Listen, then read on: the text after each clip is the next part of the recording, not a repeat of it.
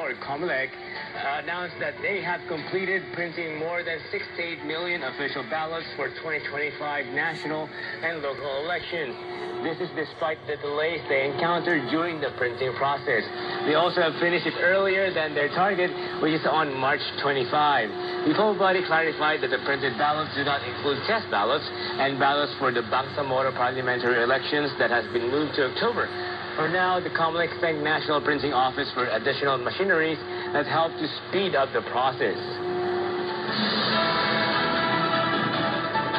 In other news, the Philippine Economic Zone Authority, or PEZA, has released new guidelines on pharma zones, aiming to attract more investments and reduce drug prices.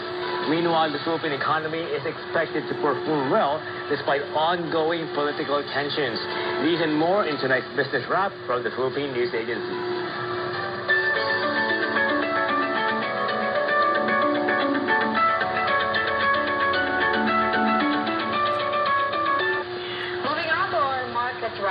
The Philippine Economic Zone Authority has issued guidelines for establishing and registering pharma zones or pharmaceutical zones which will serve as hubs for companies involved in medical and drug manufacturing.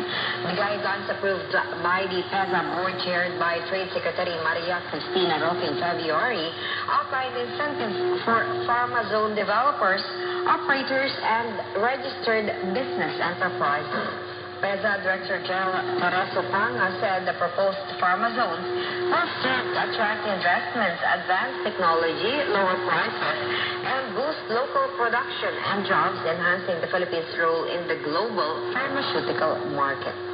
Meanwhile, Rizal Commercial Banking Corporation Chief Economist Michael Ricafort predicts that the Philippine economy will improve this year despite the political noise, geopolitical threats, and tariff wars.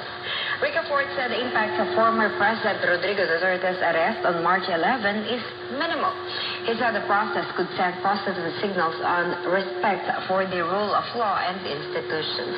He added that the country's strong economic fundamentals continue to allow government efforts to attract investors. Meanwhile, Ricafort emphasized that U.S. President Donald Trump's protectionist policies pose a bigger risk to economic growth. He said strict immigration rules may impact overseas Filipino workers' remittance, which could affect global trade, investment, and employment. In other news, Double Dragon Corporation has pledged 18.2 million pesos to subsidize 12 months of SSS contributions for 2,000 informal workers in Iloilo and Rojas City. Double Dragon formally signed a memorandum of agreement to register as a contribution subsidy provider through the SSS Contribution Subsidy Provider Program. The program aims to encourage government entities and business to support Filipino workers. Social Security System President and CEO Robert Declaro said that the SSS contribution subsidy will support the 2,000 informal workers and their families by allowing them to become SSS members. And that's the latest business news from the Philippine News Agency. This is Maritime for Balitang Pambansa. Thank you. The Philippine Coast Guard District Central Visayas has strengthened vessel safety enforcement inspection in Cebu, Bohol, and Camotes Island. The Cite Antisa from the Philippine Information Agency Central Visayas tells us more.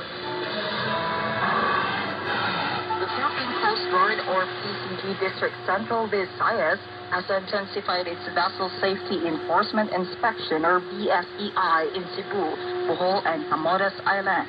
PCG Central Visayas District Commander Commodore Winil Ascuna explained that BSEI conducts a more thorough assessment to ensure that vessels comply with the maritime industry's established regulations. Katong advisory na mo was more of an informative sa ato ang mga stakeholders na mag-increase sa among inspection, and the goal is, of course, to prevent maritime incidents. We are using the BSEI as a platform to help the maritime industry conform or meet the minimum standards.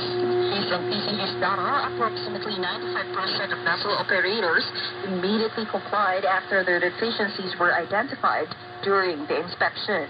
The Coast Guard also encourages passengers to report any deficiencies or violations they